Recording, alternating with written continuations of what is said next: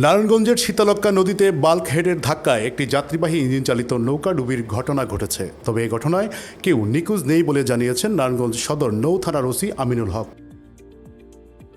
শনিবার বিকেল 3:30টার দিকে নগরীর হাজীগঞ্জ নবীগঞ্জ ঘাট এলাকায় এ ঘটনা ঘটে। প্রত্যক্ষদর্শীরা জানিয়েছেন, শীতলক্ষ্যা নদী পারাপারের সময় ইঞ্জিন চালিত নৌকাটিকে ধাক্কা দিয়ে ডুবিয়ে দেয় একটি বাল্ক হেড।